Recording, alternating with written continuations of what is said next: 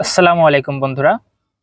গত ভিডিওতে আমি পেঁয়াজ চাষ সম্পর্কে আপনাদেরকে দেখিয়েছি কিভাবে আপনারা ড্রামের ভিতরে পেঁয়াজ চাষ করতে পারেন কোনো ধরনের রাসায়নিক সার ছাড়া। আজকের ভিডিওতে আমি পেঁয়াজ চাষের পরিচর্যা সম্পর্কে বলবো, কিভাবে আপনারা ছাদ বাগানে পেঁয়াজ চাষ করতে পারবেন।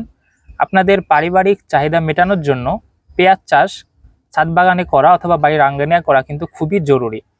তো দেখেন আমার পেঁয়াজ গাছগুলা কিন্তু খুবই সুন্দরভাবে গ্রো করছে, অনেকটা বড় হয়ে গেছে। মোটামুটি পেঁয়াজ গাছের বয়স 15 দিন প্লাস হয়ে গেছে। এখন পর্যন্ত কোনো ধরনের আমি রাসায়নিক সার প্রয়োগ করিনি, কোনো ধরনের কীটনাশক স্প্রে করিনি।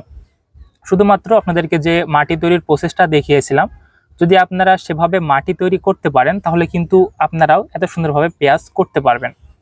তো যদি আপনারা ভিডিওটি না দেখে থাকেন মাটি তৈরি এবং পেঁয়াজ লাগানোর পদ্ধতি, তাহলে অবশ্যই ভিডিওটা পরিপূর্ণ দেখবেন। তো 10 দিনের মধ্যে শুধুমাত্র আমি এইখানে পানি সেচ দিয়েছি এবং আজকে এখানে আমি ভার্মি কম্পোস্ট অর্থাৎ জৈব সার প্রয়োগ করব এবং এইখানে সরিষার খোল ভেজানো যে জল ওইটা এখানে প্রয়োগ করব। তো এইখানে মাটিগুলা কিন্তু খুবই শুষ্ক হয়ে আছে, আমি কয়েকদিন ধরে পানি দিইনি, কারণ এখন আমি এখানে ভার্মি কম্পোস্ট দিব এই জন্যেই। তো আমার হাতে যে দেখতে পাচ্ছেন নিড়ানি, এটা দিয়ে আমাদেরকে এই পেঁয়াজের গাছের প্রত্যেকটা গোড়াতে আলগা করে দিতে হবে, যেন বায়ু চলাচলটা ভালোভাবে করতে পারে এবং গাছের শিকড়গুলা ভালোভাবে মিলতে পারে। তো প্রত্যেকটা লাইন, আপনারা যে প্রত্যেকটা লাইন থাকবে পেঁয়াজের, অবশ্যই আপনারা সুন্দরভাবে আলগা করে দিবেন। দেওয়ার পরে আপনাদেরকে ভার্মি কম্পোস্ট দিতে হবে।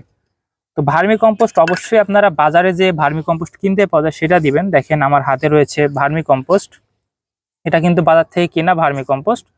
এইটা আপনাদেরকে একটু বেশি করে আপনাদেরকে পেঁয়াজের জমিতে ছিটিয়ে দিতে হবে।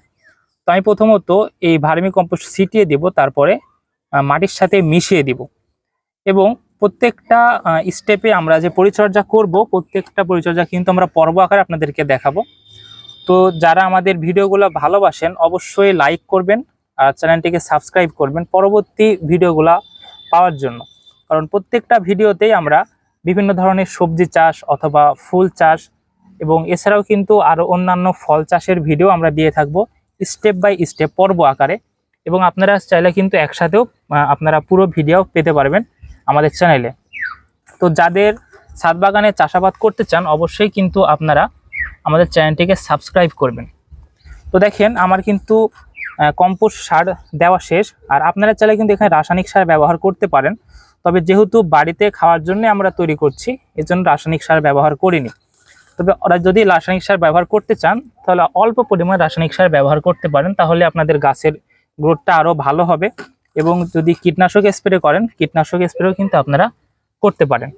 তো আমি কিন্তু সুন্দরভাবে ভার্মি কম্পোস্টটা আমাদের পেঁয়াজের সাথে মিশিয়ে দিয়েছি, পেঁয়াজের মাটির সাথে। এবার আমাদেরকে নিড়ানি দিয়ে এগুলোকে আলগা করে দিতে হবে। তো বন্ধুরা দেখতে পাচ্ছেন আমি কিন্তু ভার্মি কম্পোস্ট সারগুলো মাটির সঙ্গে ভালোভাবে মিশিয়ে দিয়েছি এবং কোনো ধরনের রাসায়নিক সার ব্যবহার এ পর্যন্ত করিনি। এখন আপনাদের মনে প্রশ্ন আসতে পারে যে রাসায়নিক সার ছাড়া কি কোনো ধরনের পেঁয়াজ করা পসিবল? তাহলে পটাশিয়াম এবং ফসফেটের চাহিদা কিভাবে আমরা পূরণ করব? তো পটাশিয়ামের চাহিদা পূরণ করতে হলে আমাদেরকে যেটা করতে হবে, 100 গ্রাম পাকা কলার যে খোসা, আমরা যে কলা খেয়ে খোসা ফেলে দিই, সেই খোসাটা আপনাদেরকে কুচি করে কেটে পানির মধ্যে ভিজিয়ে রাখতে হবে এবং 1 রাত পরে 24 ঘন্টা পরে যে পানিটা বের হবে সেই পানিকে আরও 5 লিটার পানির সঙ্গে মিশিয়ে যদি পেঁয়াজ যদি মিশিয়ে দেন মাটির সঙ্গে অথবা যে কোনো গাছে যদি দেন, তাহলে কিন্তু পটাশিয়ামের চাহিদাটা পূরণ হয়ে যাবে। আর ফসফেট, নাইট্রোজেন যদি এগুলার চাহিদা পূরণ করতে চান তাহলে খোল ভেজানো পানি আপনাদেরকে দিতে হবে। আর খোল ভেজানো পানি কিভাবে আপনারা ব্যবহার করবেন সে সম্পর্কে কিন্তু আমাদের চ্যানেলে ভিডিও আছে, আপনারা চাইলে দেখে আসতে পারেন। যদি খোল ভেজানো পানি এবং কলার শসা ভেজা দিয়ে থাকেন তাহলে কিন্তু আপনাদের পটাশিয়ামের ফসফেটের চাহিদাও পূরণ হয়ে যাবে।